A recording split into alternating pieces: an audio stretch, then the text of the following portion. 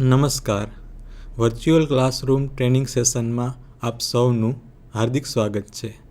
આજે આપણે આઈટીઆઈમાં ચાલતા ઇલેક્ટ્રોનિક્સ મિકેનિક ટ્રેડ અંતર્ગત soldering material, flux, specification of soldering and desoldering સ્ટેશનના લેસન વિશે માહિતી મેળવીશું. પ્રથમ તો આપણે સોલ્ડરિંગ એટલે શું એ વિશે સમજશું. ધાતુના અથવા અલગ અલગ ધાતુઓના જેમ કે તાંબુ, પિત્તળ, મિશ્ર ધાતુ વગેરે તારને પાતળા પતરાઓને અથવા વાયરને પતરા સાથે જોડવાની પ્રક્રિયાને સોલ્ડરિંગ કહે છે. આ પ્રક્રિયામાં વપરાતા મટીરિયલને સોલ્ડર કહે છે, જે અમુક ઉષ્ણતામાને જોઈન્ટમાં પ્રસરી જાય છે.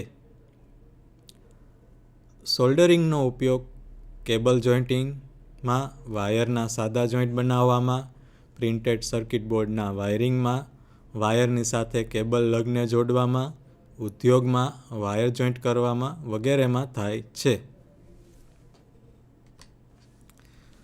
સોલ્ડરિંગના મુખ્યત્વે બે પ્રકાર છે, એક તો હાર્ડ સોલ્ડરિંગ અને સોફ્ટ સોલ્ડરિંગ.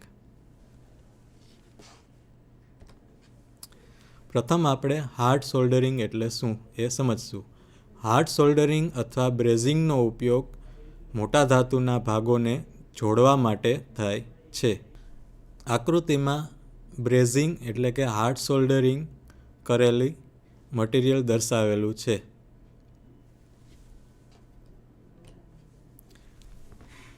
હવે સોફ્ટ સોલ્ડરિંગ વિશે સમજશું.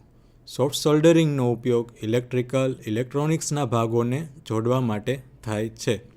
સોફ્ટ સોલ્ડરિંગનો ઉપયોગ ઇલેક્ટ્રોનિક સર્કિટમાં થાય છે. આકૃતિમાં સોલ્ડરિંગ આયન દ્વારા જે સોફ્ટ સોલ્ડરિંગ કરવામાં આવે છે તે દર્શાવેલું છે.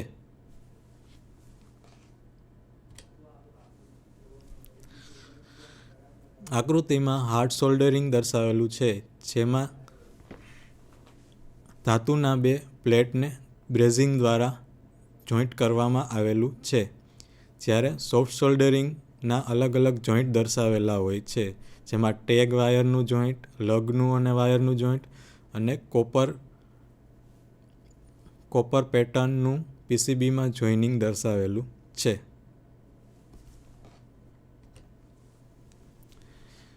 સોલ્ડરિંગ કરવા માટેના ઘટકો. સોલ્ડરિંગ કરવા માટે મુખ્ય 3 ઘટકોની જરૂર પડે છે, એક તો સોલ્ડર, વેક્સ અથવા ફ્લક્સ અને સોલ્ડરિંગ આયન. પ્રથમ આપણે સોલ્ડર મટીરિયલ વિશે સમજશું. સોલ્ડર એ ધાતુનું મિશ્રણ છે. સામાન્ય રીતે ટીન અને લીડનું મિશ્રણ હોય છે. સોલ્ડર અમુક તાપમાને પીગળી જાય તેવી રીતે બનાવવામાં આવે છે. સોલ્ડર બે ભાગે વચ્ચેનું સતત ઓછા અવરોધવાળું પૂરક છે. સોલ્ડર વાહક તરીકે કામ કરે છે. સોલ્ડરમાં રહેલ ટીન ભાગ ધાતુની સપાટી ઉપર ફેલાય છે અને એક નવી જ મિશ્ર ધાતુ બનાવે છે. આ નવી મિશ્ર ધાતુ જેવી જ લાક્ષણિકતા અને મજબૂતાઈ ધરાવે છે. એટલે કે આ નવી જે મિશ્ર ધાતુ બનેલી હોય છે તે ધાતુ જેવી જ લાક્ષણિકતા ધરાવે છે અને તેના જેટલી જ મજબૂતાઈ ધરાવે છે. હવે આપણે સોલ્ડરના પ્રકાર એટલે કે જે સોલ્ડર મટીરિયલ ઉપયોગ કરીએ છીએ તેના પ્રકાર વિશે સમજશું. સોલ્ડરના બે પ્રકાર છે, એક તો હાર્ડ સોલ્ડર અને બીજું સોફ્ટ સોલ્ડર.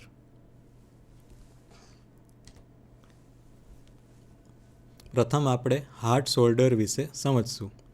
વધારે મેલ્ટિંગ પોઈન્ટવાળી ધાતુ જેવી કે કોપર, બ્રાસ, આયરન, સ્ટીલ વગેરે ઉપર સોલ્ડર કરવામાં આવે છે. આ મજબૂત સોલ્ડર હોય છે અને હાર્ડ સોલ્ડરના બે પ્રકાર પડે છે. હાર્ડ સોલ્ડરના પ્રથમ પ્રકારમાં સ્પેલ્ટર સોલ્ડર આવે છે. આ પ્રકારના સોલ્ડરમાં નીચે મુજબની ધાતુઓનું મિશ્રણ હોય છે. તાંબુ 50% અને જસત 50%, જે પ્રથમ મિશ્રણ છે.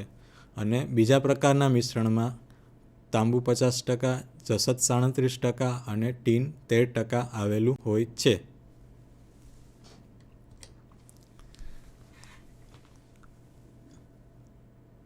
બીજા પ્રકારના હાર્ડ સોલ્ડરમાં સ્લાઇડર સોલ્ડર આવે છે. આનું તાપમાન સ્પેલ્ટર સોલ્ડર કરતાં ઓછું હોય છે. આનાથી ચાંદી, સોનું વગેરે ધાતુને સોલ્ડર કરવામાં આવે છે.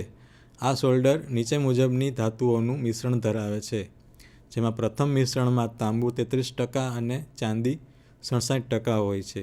બીજા પ્રકારના મિશ્રણમાં તાંબુ 20%, જસત 10%, ચાંદી 70% હોય છે. ત્રીજા પ્રકારના મિશ્રણમાં તાંબુ 35%, જસત 55% અને નિકલ 10% હોય છે.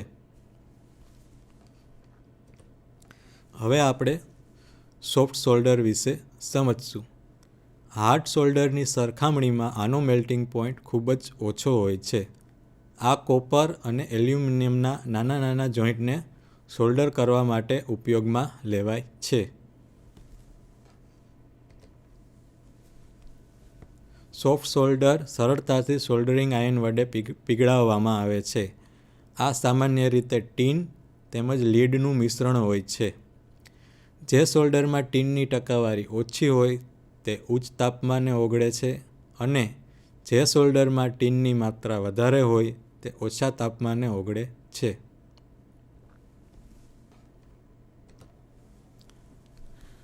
આકૃતિમાં સોફ્ટ સોલ્ડર દર્શાવેલું છે, જે વાયર ટાઈપ સોફ્ટ સોલ્ડર છે.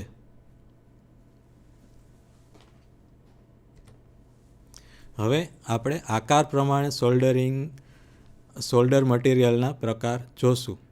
સોલ્ડર ઘણા સ્વરૂપમાં ઉપલબ્ધ છે. આકાર પ્રમાણે સોલ્ડર મટીરિયલ અલગ અલગ હોય છે. સોલ્ડરિંગ કરવાના પ્રકાર પ્રમાણે સોલ્ડરનો આકાર પસંદ કરવામાં આવે છે. ઓછા વોટના સોલ્ડરિંગ આયન સાથે વાયર ટાઈપ સોલ્ડરિંગ આયન સામાન્ય રીતે વપરાય છે.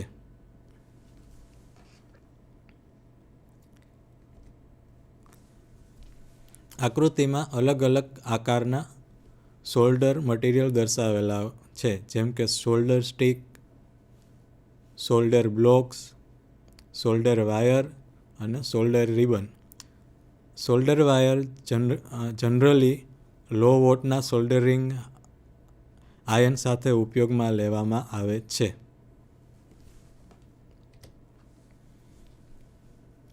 હવે સોલ્ડરિંગ માટેનો બીજો ઘટક એટલે કે ફ્લક્સ વિશે માહિતી મેળવીશું. ધાતુ હવામાં ઓક્સિજન સાથે રાસાયણિક પ્રક્રિયા કરીને તેના પર ધાતુના ઓક્સાઇડનું પડ બનાવે છે. આ પડને લીધે સોલ્ડરિંગ થઈ શકતું નથી. આથી સોલ્ડરિંગ કરતાં પહેલાં આ પડને દૂર કરવું જરૂરી છે. જોઈન્ટવાળી જગ્યાને સેન્ડપેપર, એમ્બ્રી પેપર અથવા તો ચપ્પા વડે ઘસીને આ પ્રક્રિયા કરી શકાય છે. પરંતુ આ પૂરતું નથી, કારણ કે ઓક્સાઇડનું પડ ઘણું કઠણ હોય છે. તેથી તેને કેમિકલ રિએક્શનનો ઉપયોગ કરીને દૂર કરી શકાય છે.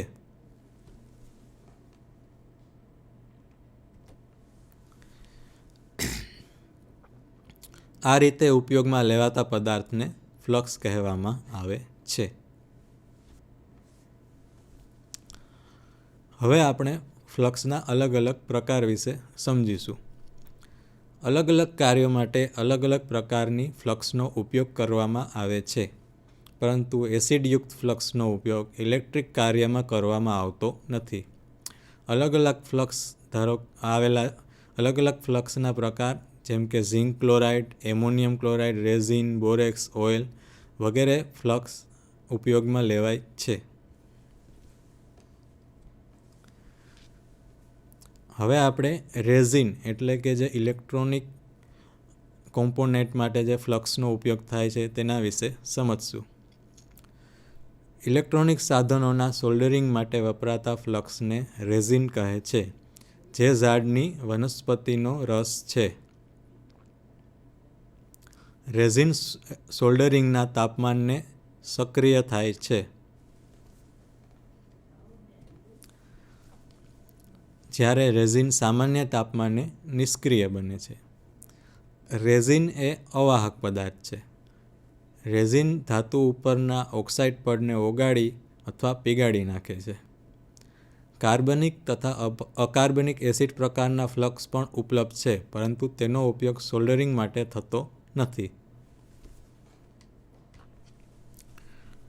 ફ્લક્સ વિવિધ પ્રકારના ઉપલબ્ધ છે, જેમ કે લિક્વિડ, પેસ્ટ અને સોલિડ બ્લોક. મોટાભાગે ફ્લક્સ સોલ્ડરના ઉત્પાદન દરમિયાન તેની અંદર જ ઉમેરવામાં આવે છે. ફ્લક્સ સાથેના સોલ્ડરને રેઝિન કોર ફ્લક્સ કહે છે.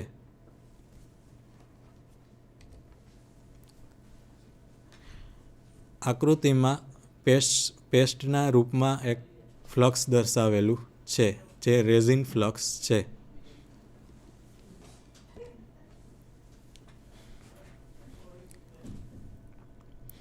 આકૃતિમાં સોલ્ડર મટીરિયલ હારે જે ફ્લક્સ ઉમેરવામાં આવે છે તે દર્શાવેલું છે.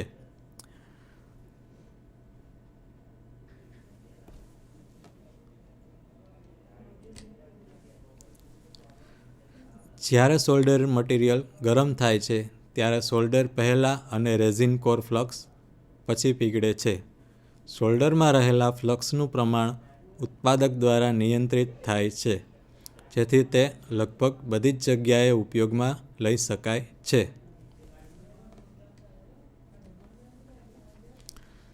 સામાન્ય વ્યવહારમાં જોડાણ કરતાં પહેલાં લિક્વિડ ફ્લક્સ અથવા તો ફ્લક્સ પેસ્ટનો ઉપયોગ કરવામાં આવે છે. રેઝિન કોર ફ્લક્સ અલગ અલગ ગેજના માપમાં ઉપલબ્ધ છે, જે અલગ અલગ ઉપયોગ પ્રમાણે પસંદ કરવામાં આવે છે.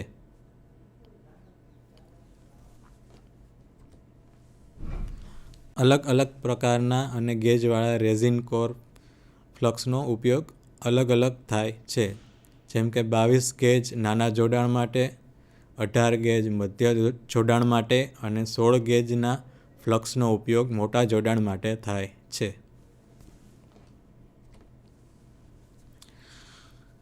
આકૃતિમાં અલગ અલગ ગેજના રેઝિન કોર ફ્લક્સ દર્શાવેલા છે, જેમ કે 16 ગેજ, 18 ગેજ અને 22 ગેજ.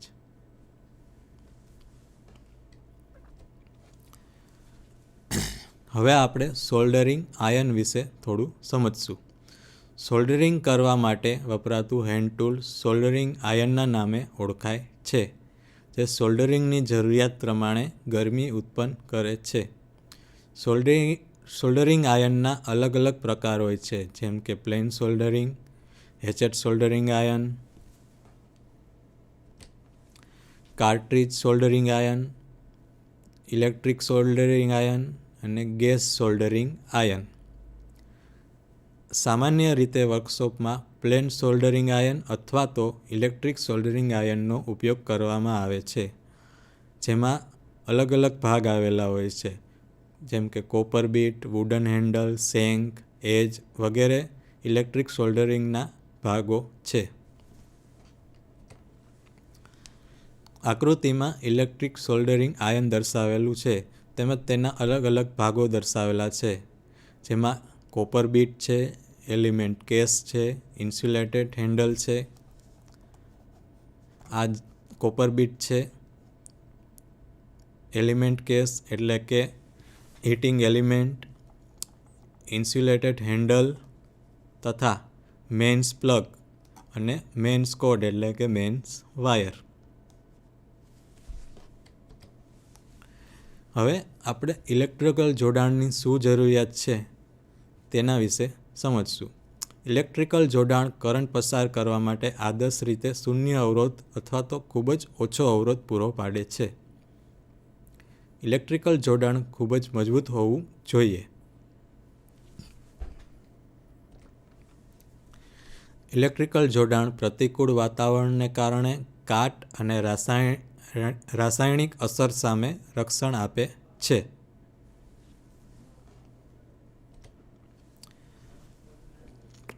હવે આપણે સારા સોલ્ડરિંગ માટેની જરૂરિયાત એટલે કે સારું સોલ્ડરિંગ કરવું હોય તો તેની રિક્વાયરમેન્ટ શું તે સમજશું. સોલ્ડરિંગ આયનનું બીટ હંમેશા કોપરનું હોવું જરૂરી છે. બીટ ટીન કોટેડ હોવું જોઈએ. સોલ્ડરિંગ આયનનું બીટ સાફ કરેલું હોવું જોઈએ. સોલ્ડરિંગ કરતાં પહેલાં બીટને ફ્લક્સમાં ડૂબાડવું જોઈએ. જોડાણ કરવા માટેની સપાટી સાફ હોવી જોઈએ. જોડાણની સપાટી સફેદ અને ચમકદાર હોવી જોઈએ. સોલ્ડર જોડાણ માટેની સપાટી પર સરખે ભાગે ફેલાયેલું હોવું જોઈએ. એટલે કે સોલ્ડર સપાટી પર સમતલ રીતે અને સરખી મર્યાદામાં ફેલાયેલું હોવું જોઈએ. સોલ્ડરનો ગઠ્ઠો થઈ ગયો હોય તેને દૂર કરવું જોઈએ. હવે આપણે બ્રેઝિંગ એટલે કે હાર્ડ સોલ્ડરિંગ વિશે સમજશું. કોઈપણ એક જ ધાતુ કે જુદી જુદી ધાતુઓને પાકા જોડાણ માટેની રીતને બ્રેઝિંગ કહે છે. તેમાં જોડવામાં આવતી ધાતુની વચ્ચે ફ્યુઝિંગ મટીરિયલ અથવા તો ફિલર આવરણનો ઉપયોગ થાય છે. તે માટે પિત્તળ અથવા તો સ્પેલ્ટ વપરાય છે. આકૃતિમાં મેટલનું જે બ્રેઝિંગ છે કરવામાં આવેલું છે તે દર્શાવેલું છે. આ ભાગે બ્રેઝિંગ કરવામાં આવેલું છે.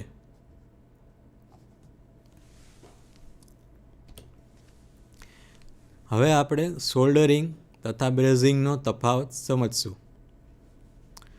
સોલ્ડરિંગમાં ટીન અને સીસાનું મિશ્ર ધાતુ વપરાય છે, જ્યારે બ્રેઝિંગમાં તાંબુ જસત, તાંબુ ચાંદી, જસત ચાંદી વગેરેનું મિશ્ર ધાતુ વપરાય છે. સોલ્ડરિંગમાં ઇલેક્ટ્રિક સોલ્ડરિંગ આયનનો ઉપયોગ થાય છે, જ્યારે બ્રેઝિંગમાં ધાતુને ગરમ કરવા બ્લો લેમ્પનો ઉપયોગ થાય છે.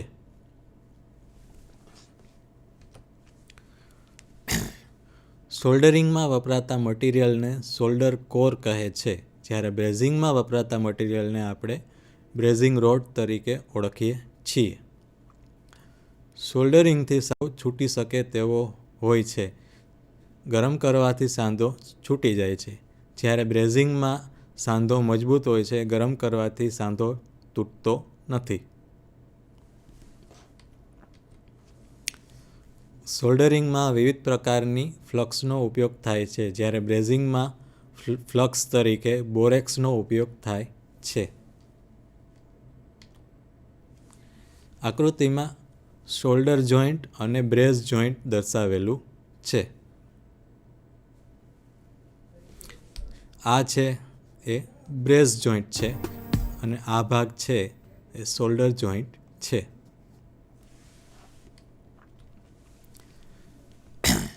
હવે આપણે સોલ્ડરિંગ સ્ટેશન વિશે સમજશું. સોલ્ડરિંગ સ્ટેશન તાપમાન નિયંત્રિત કરનાર સોલ્ડરિંગ સાધન છે.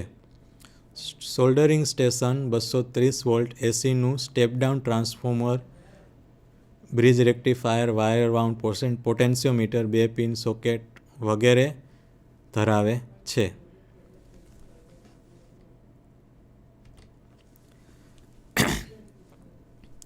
સોલ્ડરિંગ આયન સાથે તાપમાન માપવા માટે એક સેન્સર આવેલું હોય છે, એટલે કે સેન્સર દ્વારા આપણે સોલ્ડરિંગ આયનનું તાપમાન માપી શકીએ છીએ.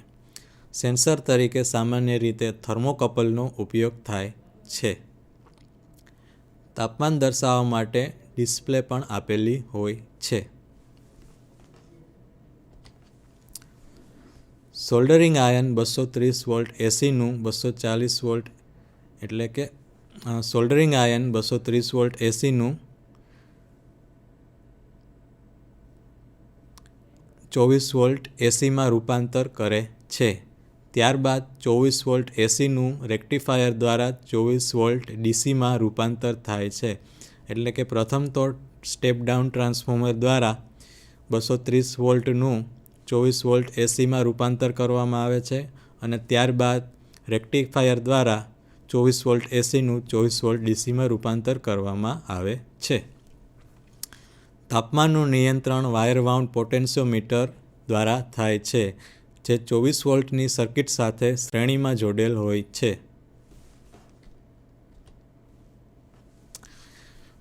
પોટેન્શિયોમીટર સર્કિટના કરંટને નિયંત્રિત કરે છે, જેના લીધે તાપમાન પણ કંટ્રોલ થાય છે. વિવિધ પ્રકારના સોલ્ડરિંગ સ્ટેશન ઉત્પાદક દ્વારા બનાવવામાં આવે છે. અમુક પ્રકારના સોલ્ડરિંગ સ્ટેશનમાં ડાયક અને ટ્રાયક જેવા પાવર ઇલેક્ટ્રોનિક્સ કોમ્પોનેન્ટનો ઉપયોગ કરવામાં આવે છે. લો વોલ્ટેજ સોલ્ડરિંગ આયનનો ઉપયોગ કરવાનો હેતુ ઇલેક્ટ્રિક શોક સામે રક્ષણ આપવાનો છે. ડીસી પ્રકારના સોલ્ડરિંગ આયનનો ઉપયોગ કરવામાં આવે છે કેમ કે ડીસી પદ્ધતિમાં તાપમાન અને કરંટ સરળતાથી નિયંત્રિત કરી શકાય છે.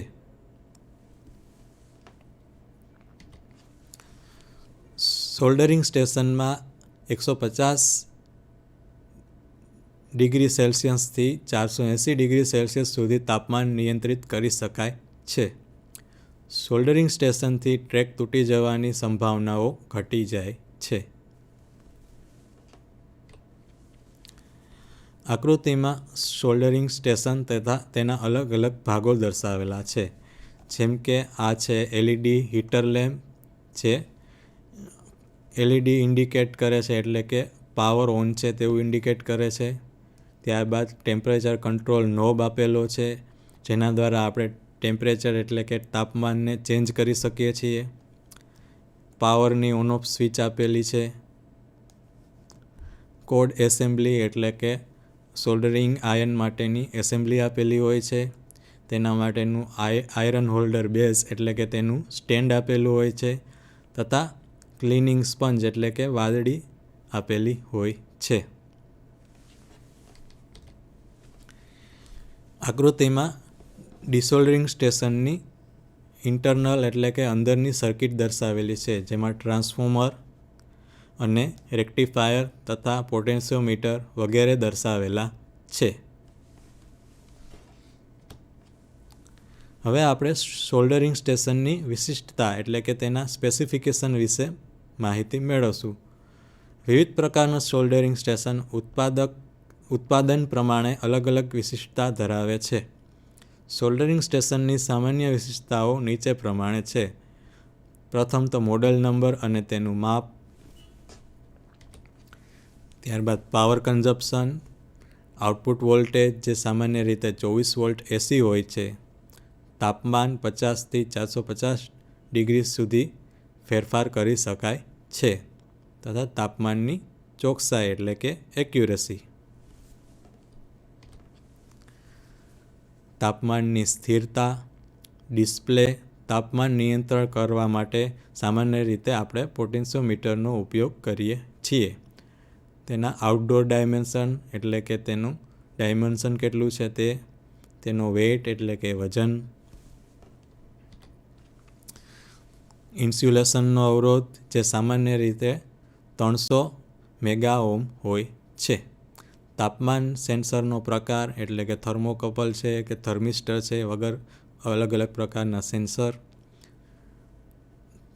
સોલ્ડરિંગ સ્ટેશનનું કનેક્ટર, તેમાં ઉપયોગમાં લીધેલ મટીરિયલ, હેન્ડલ ડિઝાઇન વગેરે. સોલ્ડરિંગ સ્ટેશનનું ટીપ ટુ ગ્રાઉન્ડ જે 2 મિલીવોટ કરતાં વધારે ના હોવું જોઈએ અને ટીપ ટુ ગ્રાઉન્ડ અવરોધ જે 5 ઓહ્મ કરતાં વધારે હોવો જોઈએ નહીં. સોલ્ડરિંગ સ્ટેશનનું હીટિંગ એલિમેન્ટ સિરામિક હીટર પ્રકારનું હોય છે. હવે આપણે ડિસોલ્ડરિંગ વિશે માહિતી મેળવશું. રિપેરિંગ કરતા સમયે ખરાબ ભાગને સર્કિટમાંથી કાઢવાના હોય છે. તે માટે ડિસોલ્ડરિંગ કરવાની જરૂર પડે છે. જે ક્રિયામાં જોઈન્ટને ગરમ કરવું અને તેના પર લાગેલ જે સોલ્ડરિંગ મટીરિયલ હોય તેને ઓગાળવાનું હોય છે અને આ ઓગળેલ સોલ્ડરને કાઢવાનું કામ ડિસોલ્ડરિંગ કરે છે.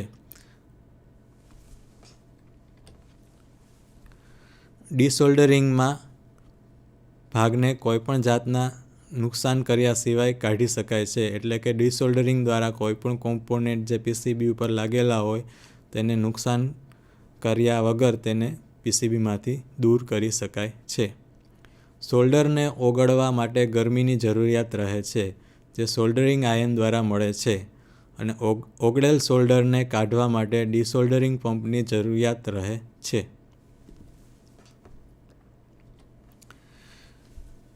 ડિસોલ્ડરિંગ કરવા માટે ડિસોલ્ડરિંગ પંપનો ઉપયોગ થાય છે. ડિસોલ્ડરિંગ પંપમાં હવા ખેંચવાના સિદ્ધાંત ઉપર કાર્ય કરે છે, એટલે કે ડિસોલ્ડરિંગ પંપ હવા ખેંચે છે. જ્યારે વિકિંગ બ્રેડ ને કોપરના તારને વાળની જેમ ગૂંથીને ટેપના સ્વરૂપે તૈયાર કરવામાં આવે છે. જે આ મેસન ફ્લક્સમાં ડૂબોડવામાં આવે છે, જે આપની સામાન્ય ભાષામાં ડિસોલ્ડર વાયર તરીકે ઓળખીએ છીએ. એટલે કે વિકિંગ બ્રેડ એ એક કોપરનો ડિસોલ્ડરિંગ વાયર છે અને ડિસોલ્ડરિંગ કરવા માટે એક ડિસોલ્ડરિંગ પંપ પણ વપરાય છે.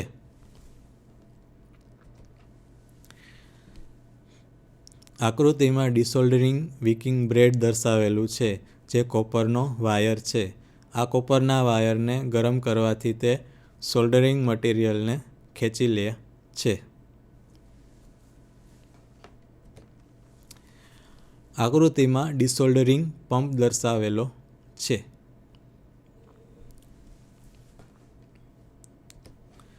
આકૃતિમાં ડિસોલ્ડરિંગ પંપની અંદરના ડાયમેન્શન અને અંદરનું ભાગ દર્શાવેલા છે, જેમ કે પ્લન્જર હેડ, પ્લન્જર લોક બટન, સ્પ્રિંગ અને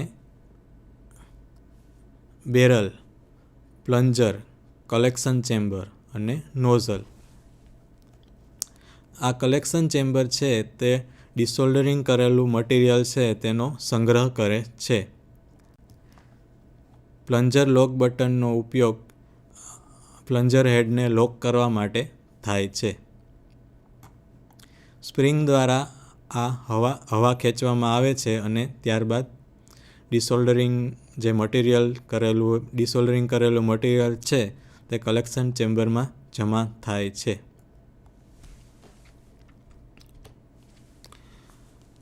હવે આપણે ડિસોલ્ડરિંગ સ્ટેશન વિશે સમજશું.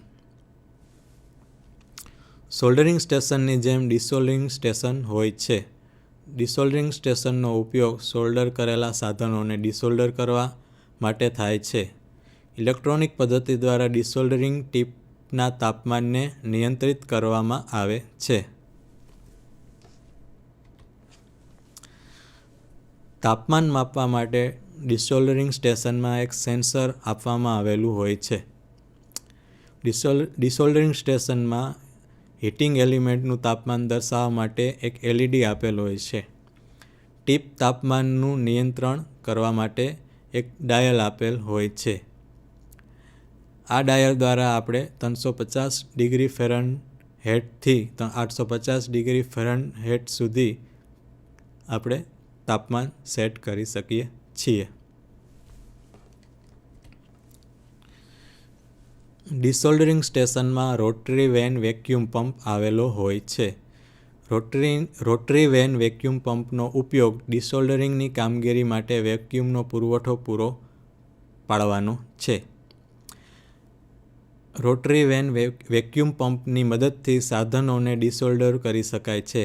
વેક્યુમ પંપને ફૂટ સ્વિચ દ્વારા પણ નિયંત્રિત કરી શકાય છે.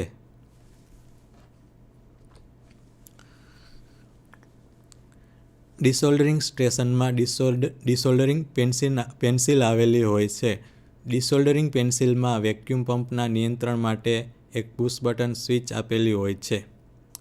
ડિસોલ્ડરિંગ પેન્સિલ મોટા જથ્થાવાળું ડિસોલ્ડરિંગ હેડ અને વધારે પાવરવાળું હીટિંગ એલિમેન્ટ ધરાવે છે. આ ડિસોલ્ડરિંગ હેડ સોલ્ડર કરેલ જોડાણને વધારે ગરમી પહોંચાડે છે. આ પ્રક્રિયામાં સોલ્ડર જ્યાં સુધી ન પીગળી જાય ત્યાં સુધી કોમ્પોનન્ટના છેડાને ટીપલેટની મદદથી ગરમ કરવામાં આવે છે. આ પ્રક્રિયામાં 1 થી 5 સેકન્ડ જેટલો સમય લાગે છે. ત્યારબાદ ડિસોલ્ડરિંગ પેન્સિલમાં આવેલ પુશ બટન સ્વિચને 1 થી 2 સેકન્ડ સુધી દબાવી રાખવામાં આવે છે અને સાથે ટીપલેટને પણ સોલ્ડરની આસપાસ ફેરવવામાં આવે છે. ત્યારબાદ ટીપલેટને PCBથી દૂર કરી પુશ બટન સ્વિચને છોડવામાં આવે છે.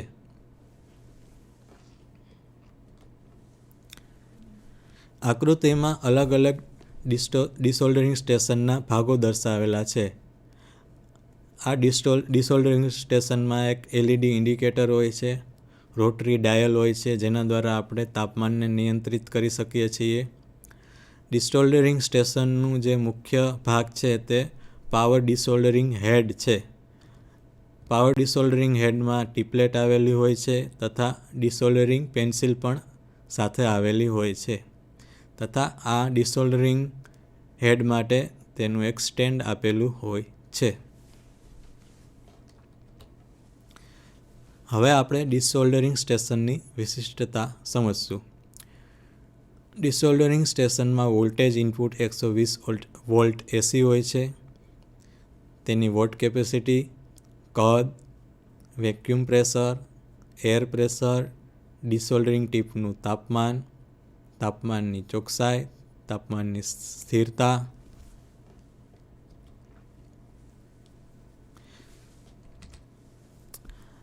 તો આ બધી ડિસોલ્ડરિંગ સ્ટેશનની વિશિષ્ટતા છે.